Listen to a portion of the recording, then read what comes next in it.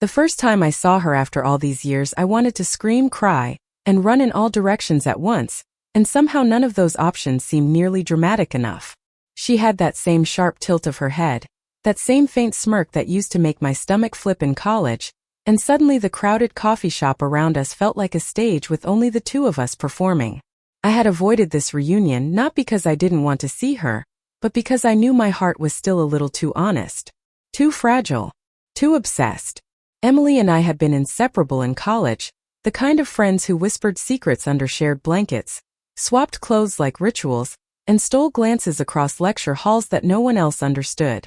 And then we weren't. One moment we were laughing over late-night coffee at the campus diner.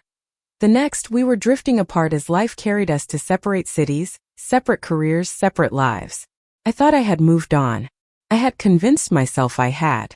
But looking at her now, her presence was like a jolt of electricity straight into the soft tissues of my memory. Every forgotten laugh, every half-forgotten argument, every touch that had lingered too long suddenly awake and burning. Emily hadn't changed much, really. Her black hair was cut differently, shorter now, stylishly framing her high cheekbones, and her eyes. Her eyes were still impossibly expressive, like they could read the inside of me without a word. I caught her staring at me once, just long enough to make my knees wobble before she looked away and smiled that half-smile I used to know belonged only to me. "Hey," she said, voice casual but warmer than the sun.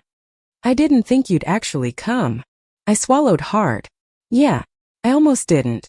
But then I figured, why not risk a heart attack in front of my college crush? My voice sounded braver than I felt. She laughed, a sound that used to echo in my dorm hallway and now seemed impossibly distant and intimate at the same time. "I guess some things never change." We sat, ordered coffees, and for a while, neither of us spoke much. The silence wasn't uncomfortable. It was charged like static before a lightning strike. I studied her, the curve of her lips, the subtle freckles across her nose, the way her hand grazed the mug absent-mindedly, and I realized I had memorized these details years ago, and somehow I still remembered them all. "Do you ever think about us?" I asked finally, my voice almost a whisper. Emily's eyes flickered just for a second, before settling back on me. "All the time," she admitted. "I tried not to, but it's hard. You were important. You still are." And just like that, my carefully constructed world of moving on began to collapse. My hand shook slightly, and I realized I wanted more than anything to reach across the table and touch her. To feel the warmth of her hand against mine, the way it used to make every other thought disappear. We talked then, really talked, and it was like opening a door I had slammed shut years ago. College memories spilled over, messy and bittersweet. Late-night study sessions that ended in stargazing on the quad. Whispered confessions in the dark, the subtle tension of hands brushing, hearts racing, words unspoken. "You know," Emily said softly, leaning a little closer, "I always wondered what would have happened if we hadn't drifted apart." I laughed, a sound that was more nervous than amused. "Me too. But maybe it's better this way. We got a second chance." Her eyes softened. "A second chance," she repeated. She lifted her hand, almost trembling, and brushed a stray strand of my hair behind my ear. The touch was electric, familiar yet new, like a melody I hadn't realized I remembered. I didn't pull away. My heart was pounding loud enough I was sure she could hear it. "I never stopped thinking about you," I confessed, words trembling on the edge of my lips, "even when I pretended I did."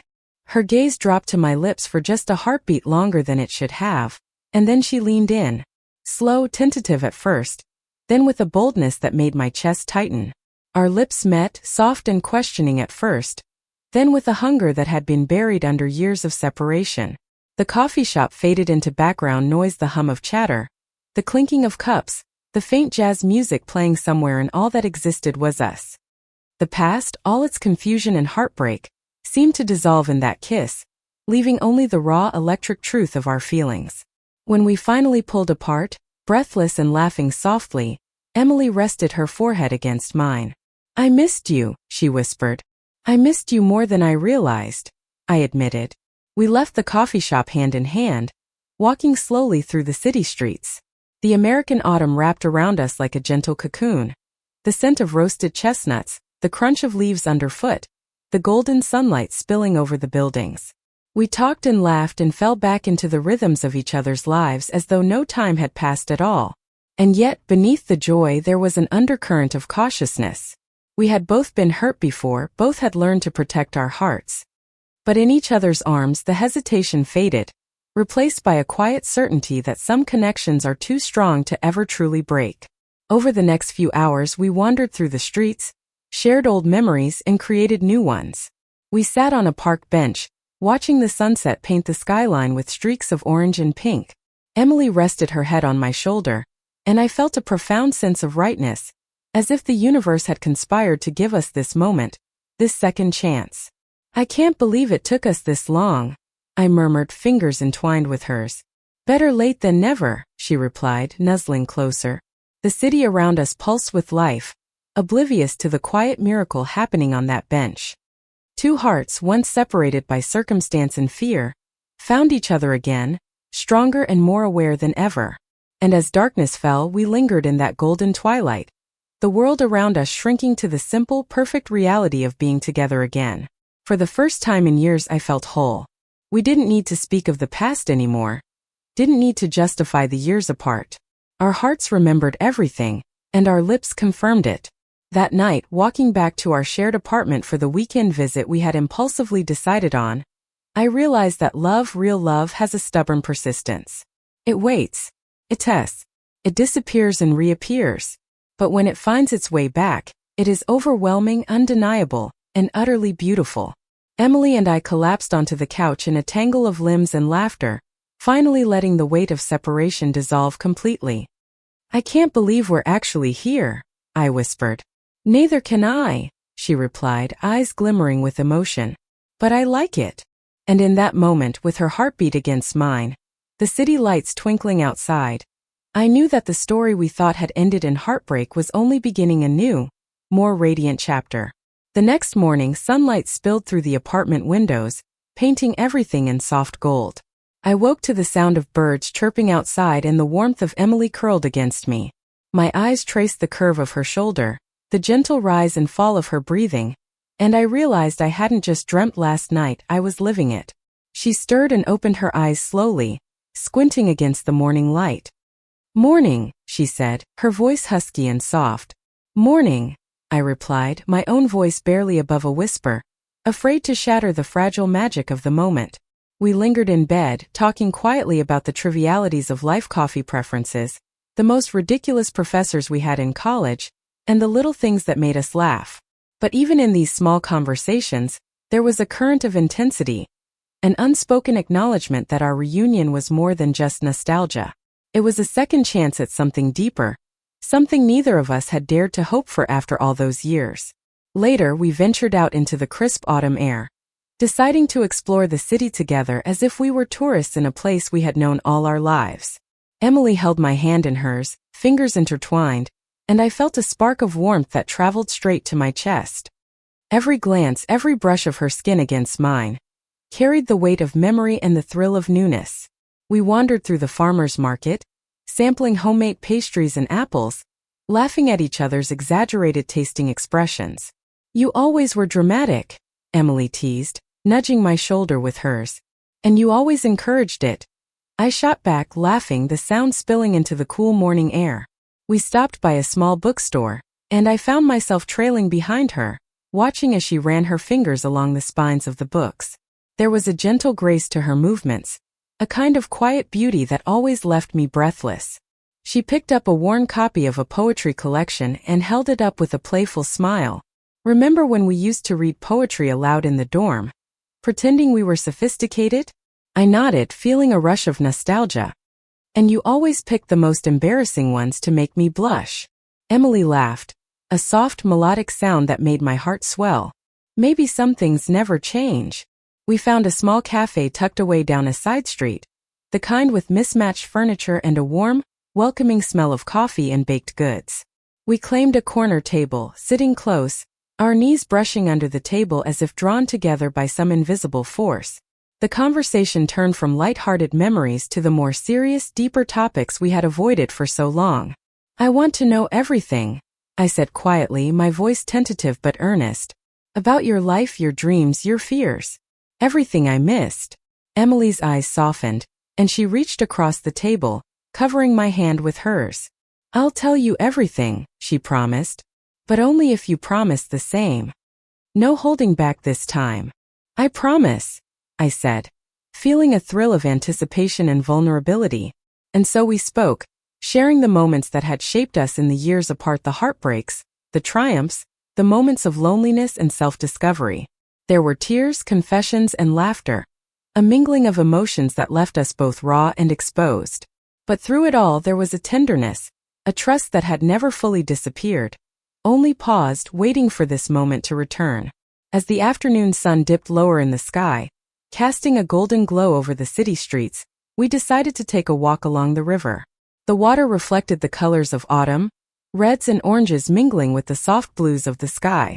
We walked in silence for a while, letting the world move around us without interference, simply enjoying the presence of one another. Emily stopped suddenly and turned to me, her expression serious but gentle. I don't want to be apart again, she said, her voice barely above a whisper. I felt a lump form in my throat. Me neither, I admitted. I can't imagine going back to a life without you in it. She smiled, a small, almost shy curve of her lips, and stepped closer. I felt the heat of her body against mine, the familiarity of her scent, and the ache of longing that had never truly left me. Without thinking, I reached up to tuck a strand of her hair behind her ear, letting my fingers linger just a moment too long. Her eyes met mine, wide and searching, and then with a courage that made my heart skip a beat, she kissed me.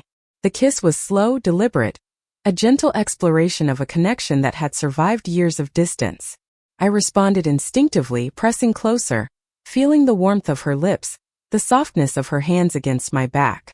When we finally parted, breathless and flushed, Emily rested her forehead against mine. I've wanted this for so long, she whispered. Me too, I confessed, my heart racing. More than I ever realized. The evening carried us into a quiet rhythm of intimacy.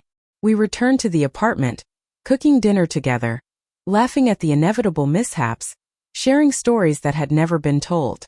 Every glance, every touch, every word was laden with meaning, a silent acknowledgement that this was more than a reunion. It was a beginning. After dinner, we settled on the couch, wrapped in a shared blanket, watching the city lights flicker outside the window. Emily's head rested on my shoulder, and I could feel the steady rhythm of her heartbeat, a comforting counterpoint to my own. We spoke softly about hopes and fears, about the possibility of a future together, about the courage it would take to let love in fully after years of hesitation. I never stopped thinking about you, Emily admitted, her voice tinged with vulnerability. Even when I told myself I had moved on. I turned to face her, brushing a gentle hand across her cheek. I never stopped thinking about you either, I whispered. Even when I pretended not to. We kissed again, this time with a quiet intensity, a shared understanding that words were no longer necessary. The world outside ceased to exist. All that mattered was the warmth, the closeness, the undeniable truth of our feelings. In the days that followed, we settled into a comforting routine. We explored the city together, revisited old haunts from our college days, and discovered new places that became ours. Each moment was filled with laughter, tenderness, and a deepening connection that neither of us could deny. Yet, despite the happiness, there were moments of tension, shadows of the past creeping in. The fear of heartbreak, the uncertainty of long-term commitment, the lingering memories of other relationships, all of it created small cracks in the otherwise perfect tapestry of our reunion. One rainy afternoon, as we sat by the window watching droplets race down the glass, Emily turned to me, her expression serious. I don't want to lose you again, she said, voice trembling slightly. You won't, I reassured her, taking her hands in mine. We're stronger now. We've learned. And this time we're not letting go so easily. She nodded, a tear slipping down her cheek, and I pulled her close, holding her as if letting go would mean losing a piece of myself. I'm not going anywhere, I whispered. The rain continued to fall, a gentle rhythm that mirrored the quiet intensity of our connection. We spoke little, letting the silence speak for us, filled with understanding, trust, and a promise that had been forged through years of longing and separation. As night fell, The city outside transformed into a glittering mosaic of lights and shadows. We remained entwined on the couch, our hearts beating in unison, the past finally giving way to the present. In that moment I realized that love, true love, was not about perfection. It was about resilience, about returning to each other despite time and distance, about finding joy in the simple act of being together. Emily lifted her head slightly, her eyes meeting mine with a mixture of desire and tenderness. "We have a lot to catch up on," she said with a teasing smile. "Not fast enough," I replied, pressing my lips to hers once more, letting the kiss linger, letting it speak all the words that had been buried for years. And in that kiss, I understood that our story was no longer defined by separation or longing. It was defined by presence, by the shared heartbeat of two people who had found their way back to each other, stronger, wiser, and more in love than ever before. The night wore on, filled with whispered confessions, laughter, and the quiet intimacy that comes from truly knowing someone. We fell asleep in each other's arms, the warmth and rhythm of our connection, a soothing balm to the wounds of the past.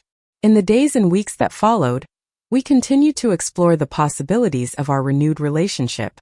We made plans for the future, small at first weekend trips, shared meals, quiet nights at home, but each plan carried the weight of hope and the promise of permanence. And through it all, one truth remained undeniable. No matter the time, no matter the distance, no matter the challenges life threw at us, Emily and I were meant to find each other again.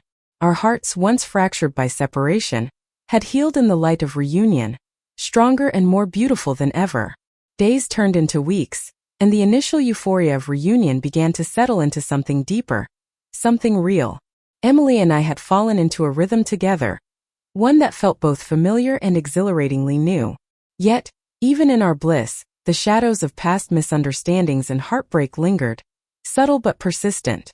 It started one evening when we were walking back from a small art exhibit downtown. The sky was tinged with violet, and the city lights were beginning to flicker on like tiny fireflies. Emily's hand brushed mine and I squeezed it, expecting the warmth of reassurance. But instead of her usual playful smile, she looked distant, pensive. "What's wrong?" I asked cautiously, trying to read her expression. She hesitated, biting her lower lip. "I don't know. I guess I'm just scared. Scared that we're rushing, that maybe this isn't sustainable." My chest tightened. I had feared this moment, the first crack in the delicate armor of our reunion. "Emily, we've waited years to find each other again. I don't want to let fear dictate this." She shook her head gently. I know. It's not about you. It's about me. I've been hurt before. I've built walls. I don't want to hurt you, and I don't want to get hurt again." I pulled her into a hug, holding her tight. "You won't," I whispered. "We're stronger now. We know ourselves better. And we know each other better. That's why this can work." She rested her head against my shoulder, letting out a long sigh. "I hope so," she murmured. That night sleep came slowly. I lay awake, replaying every moment of our time together, analyzing every word, every glance, every brush of skin against skin. My mind was a whirlwind of anticipation and fear, of longing and doubt. But beneath it all was a single undeniable truth. I couldn't imagine a life without her. The following weekend, we decided to escape the city and take a short trip to a small lakeside town Emily had loved as a child. The drive was filled with laughter, music, and the easy comfort of being together. When we arrived, the crisp air and the gentle lapping of the water seemed to cleanse the residual doubts that had been haunting us. Our cabin overlooked the lake, a serene expanse of water reflecting the autumn sky. Emily immediately kicked off her shoes, running barefoot to the dock. I followed, feeling the cool wood beneath my feet, and we stood there side by side, watching the sun dip below the horizon. "I used to come here with my sister," Emily said softly. "We'd sit on that dock for hours dreaming about the future." "And what did you dream about?" I asked, keeping my voice gentle, afraid to shatter the fragile peace. Emily turned to me, her eyes glistening in the fading light. "Honestly, I don't remember. But now, being here with you, I think my dreams are finally clear." Her words sent a shiver down my spine. I reached for her hand, feeling the familiar electricity spark at our touch. "Mine too," I admitted. That night we sat by the fireplace in the cabin, wrapped in blankets and sharing stories that were both silly and profound. The glow of the fire painted our faces in warm tones, highlighting the subtle curves of Emily's features, the light in her eyes that made my heart ache with longing. As the hours passed, the conversation turned deeper, more intimate. "Do you ever regret anything from the past?" I asked, breaking a comfortable silence. Emily hesitated, fingers tracing patterns on the blanket. "Sometimes. I regret the distance, the time we lost. But I also know that it led us here to this exact moment. And I wouldn't trade that for anything." Her honesty struck a chord deep inside me. "I feel the same," I confessed. "Every mistake, every heartbreak. It was all leading me back to you." We shared a quiet moment, simply holding each other, letting the world fade away. And then, as if drawn by an irresistible force, our lips met again, this kiss deeper, more insistent than any before. The fire crackled beside us, the shadows dancing across the walls as we explored the intimacy we had both craved for so long. The next morning, the sun poured through the cabin windows, casting a golden glow over our entwined bodies. Emily stirred first, her hair a messy halo around her face. She opened her eyes and smiled sleepily at me. "Morning," she whispered. "Morning," I replied, leaning in to brush my lips against hers. We spent the day exploring the lakeside town, wandering through quaint streets, stopping at small shops, and tasting local delicacies. Everywhere we went, people seemed to notice the quiet intimacy between us, the way our hands stayed intertwined, the subtle glances that spoke of unspoken affection. But as the day wore on, a sense of unease began to creep in. Emily grew quiet, her laughter less frequent, her smiles tinged with distraction. I sensed that she was wrestling with something inside, something she wasn't ready to share. That evening, as we sat by the lake watching the sunset, I finally asked, "Emily, what's on your mind?" She looked at me, eyes brimming with unshed tears. "I love you," she admitted, her voice breaking slightly. "But I'm scared. Scared that I'll mess this up. Scared that I'll lose you again." I pulled her into my arms, holding her as if the act itself could shield her from fear. "You won't lose me," I whispered. "I'm not going anywhere. We'll face everything together, okay? No more running, no more walls. Just us."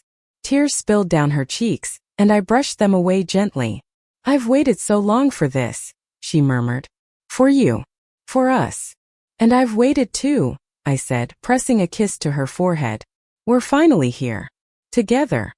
That's all that matters." We stayed by the lake long after the sun had disappeared, wrapped in each other's arms, letting the quiet of the night surround us. The stars reflected on the water, shimmering like tiny diamonds, a mirror of the emotions sparkling in our hearts. The following weeks were filled with a delicate balance of joy and tension. We navigated the complexities of real life while nurturing the fragile beauty of our renewed connection.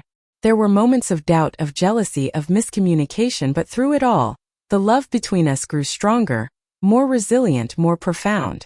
One evening, Emily surprised me with a picnic in the park, complete with fairy lights and a blanket laid out under a canopy of autumn trees. "I wanted to do something special," she said, eyes sparkling with excitement. "You did," I replied, feeling a warmth spread through my chest. "This is perfect." We ate, laughed, and shared stories under the soft glow of the lights. And then, as the night grew quiet, Emily reached for my hand. "I have something to ask you," she said, a hint of nervousness in her voice. My heart raced. "What is it?" She took a deep breath. "I want us to be completely together. No more doubts, no more distance. Will you be with me fully, officially as my partner?" Tears pricked my eyes. "Yes," I whispered, voice trembling with emotion. 1,000 times yes. She smiled, and we sealed the promise with a long, tender kiss, the world around us disappearing once again. In that moment, I knew that despite the years apart, despite the pain and fear, we had found our way back to each other. The weeks turned into months, and our love deepened. We learned each other's rhythms, each other's quirks, and each other's dreams. We supported one another through challenges, celebrated successes, and faced life's uncertainties hand in hand. Every day was a testament to resilience, to the power of second chances, to the beauty of love that refuses to fade. One quiet evening, as we sat on the rooftop of our apartment building watching the city lights twinkle, Emily rested her head on my shoulder. Do you remember that first coffee shop reunion? She asked softly. I smiled, leaning my head against hers. How could I forget? It changed everything. She laughed quietly, a sound that warmed my heart. I never thought we'd end up here like this. So happy. I kissed the top of her head. Neither did I. But I'm glad we did. Because now, I can't imagine life without you. Her hand found mine, fingers intertwining as we sat in comfortable silence, watching the city breathe beneath us. And in that quiet, luminous moment, I realized that real love wasn't about perfection or timing. It was about persistence, courage, and the willingness to return to each other, no matter how many times life tried to pull us apart. Emily turned to me, eyes shimmering. We're really doing it, aren't we? Building something real, something lasting. Yes, I said, voice steady despite the tears threatening to spill. We are. Together. Always. And as the night wrapped around us, the city lights reflecting in her eyes, I knew that the story of Houston's fractured, once distant, had finally found its rhythm. Stronger, deeper, and more beautiful than ever before. The following months were a delicate dance of closeness and discovery. Emily and I had moved in together, a tiny apartment tucked in a quiet neighborhood in the heart of the city. The space was modest, but every corner carried pieces of both of us. Mismatched mugs, bookshelves overflowing with novels and journals, a small painting she had done leaning against the wall, and photographs of our college days tucked in frames. It was a life we were building together, fragile and precious. Yet, even in the comfort of home, life had a way of testing us. Emily's work became increasingly demanding, her hours stretching late into the night. My own job required long commutes and endless deadlines. The first time tension slipped into our sanctuary, it was subtly missed call, a forgotten text, a sigh too long. But it was enough to plant a seed of unease. One evening, after a particularly exhausting day, I found Emily on the couch, staring blankly at her laptop screen. Hey, I said softly, perching on the edge of the couch. Tough day. She didn't look up immediately. Yeah, she admitted finally, her voice flat. Everything feels overwhelming. I reached for her hand, brushing my thumb across her knuckles. We'll get through it, I said, trying to inject reassurance into my words. Together. She finally looked at me, her eyes glistening with exhaustion and frustration. I know. I hate feeling like I'm failing at both work and us. I don't want you to think I don't care. You could never make me feel that way, I whispered, moving closer, my forehead resting against hers. We're partners. That means supporting each other, even when it's hard. She closed her eyes, letting out a long sigh, and I could feel her tension melting slightly. I'm scared, she admitted. Scared that we're not enough. That time apart did something we can't fix. I cupped her face in my hands, forcing her to meet my gaze. Emily, listen. Time apart taught us how much we mean to each other. Everything else, it's just life. We can handle that. We can handle everything as long as we have each other. Her lips trembled and I kissed her gently, letting the warmth of my lips convey all the words my voice couldn't. When we pulled apart, she rested her head against my chest, and I held her there, letting the silence speak volumes. In the following weeks, we made small but significant changes.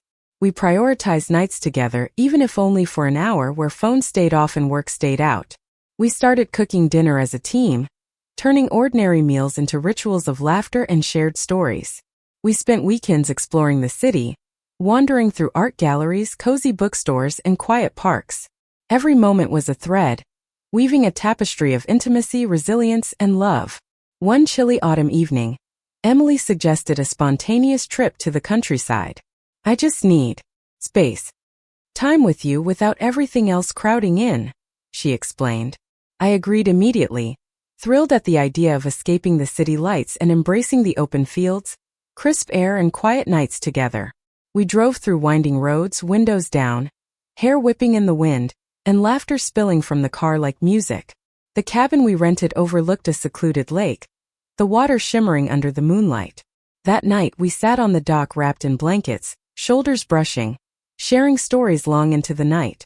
The tranquility around us amplified the intensity between us, the air charged with unspoken desire. I still can't believe we made it back to each other, I murmured, eyes tracing the contours of her face in the silver moonlight. Emily turned to me, eyes shining, lips curling into that familiar half-smile. We were meant to, she said softly. I just hope I never take this for granted again. You won't, I said, voice steady, fingers brushing hers. Neither will I. Our kisses that night were a mixture of tenderness and urgency, a reflection of months of longing, fear, and rediscovery. Every touch, every whispered word, every glance was a reaffirmation of a bond that had survived distance, time, and uncertainty.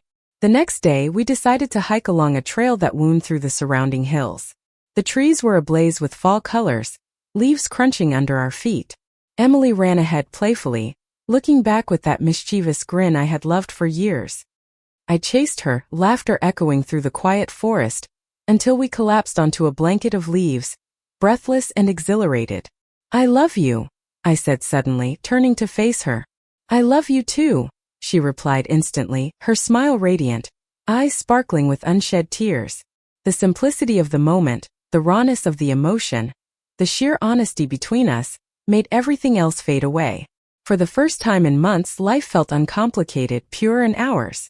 As night fell, we lit a small fire in the cabin fireplace, letting its warmth envelop us. Emily rested her head on my shoulder, and I could feel the steady rhythm of her heartbeat. Do you think we can really do this? Make it work long term? I kissed the top of her head. We've already proven we can survive distance, heartbreak, and fear. I believe in us, Emily. I believe in you. And I believe in me because we're in this together. Her hand found mine, fingers entwining as we sat in quiet reflection. The fire crackled, casting dancing shadows across the room, mirroring the intricate dance of our emotions: fear, hope, love, and certainty all intertwined. In the weeks that followed, we began talking about the future in more concrete terms. Conversations about moving to a bigger apartment, career plans, and even the possibility of traveling together overseas started to fill our evenings. But every discussion was punctuated with laughter, teasing, and an undercurrent of romantic tension that reminded us how fragile and precious our bond was. One evening, as we were decorating our apartment for the first signs of winter, Emily paused, holding a strand of fairy lights. Do you ever think about how weird it is that we found our way back to each other after all this time? All the time, I admitted, stepping closer, my hands brushing hers as we worked together. But I wouldn't change a thing. Every heartbreak, every separation, it led us here. Her eyes softened and she leaned in, brushing her lips against mine briefly. I'm glad, she whispered. The holiday season arrived, bringing with it the quiet magic of snow-covered streets and twinkling lights. Emily and I spent our days exploring the city, ice skating, sipping hot chocolate, and wrapping each other in scarves and laughter. The intimacy between us deepened further. Simple touches, playful arguments, and quiet conversations in bed became the foundation of a love that was both passionate and enduring. Then came the night that felt like a culmination of everything: the struggles, the reconciliations, the unwavering persistence of our love. Emily had arranged a small surprise for me. She led me to the rooftop of our building, where fairy lights had been strung, glowing softly against the snowy backdrop. A blanket and a thermos of cocoa awaited us. I wanted to do something special, she said, eyes sparkling, breath visible in the cold night air, to remind us of how far we've come. I smiled, my heart swelling. You've already reminded me. Every day, every moment. We settled under the blanket, sipping cocoa, shoulders brushing. The city below twinkled like a galaxy of its own. The stars above mirrored in Emily's eyes. Do you want this? She asked suddenly, her voice trembling slightly. Want what? I asked, heart-catching. This. Forever. Not just now, not just through months of rediscovery, but always. I want us to choose each other every day, no matter what. Tears pricked my eyes. Yes, I whispered, voice thick with emotion. Yes, 1,000 times yes. Emily smiled and we kissed long and deep, letting the moment seal our promise. The cold air, the glittering city, the soft glow of lights, it all disappeared as our world became nothing more than the warmth of each other's embrace. In the weeks that followed, we celebrated the small joys of life and the grand victories of our shared dreams. We learned that love was not about perfection, but about showing up, every day, choosing each other despite fear, despite uncertainty. Every touch, every glance, every shared laugh became a reaffirmation of that choice. One snowy morning, as we watched the city slowly wake beneath a blanket of white, Emily rested her head against my shoulder. "We've come a long way," she murmured. "We have," I agreed, brushing a kiss against her hair. "And I wouldn't trade a single moment for anything." Her fingers intertwined with mine, and we sat in quiet contentment, the world around us moving and changing, but our hearts steady and unwavering. We had found each other again, and this time nothing could pull us apart. And in that quiet, luminous moment, I understood something fundamental about love. It's not just about passion, or desire, or even timing. It's about resilience, about patience, about the courage to face fear and embrace vulnerability. It's about finding the person who completes you in ways you didn't even realize were missing and choosing them, over and over, every day. Emily looked up at me, eyes shimmering. "I think this is it. Our forever." "Yes," I said, voice steady and certain. "Our forever." We kissed one last time, sealing the promise in the crisp winter air, the city lights reflecting in our eyes. And as the snow continued to fall gently around us, I knew that the Seuss was exactly where we were meant to be. Finally, after years of longing, heartbreak, and distance, we had found our way back to each other. And this time there was no fear, no hesitation, only love, luminous and enduring, guiding us forward together. Thank you for listening. Like and subscribe to get notifications about next videos.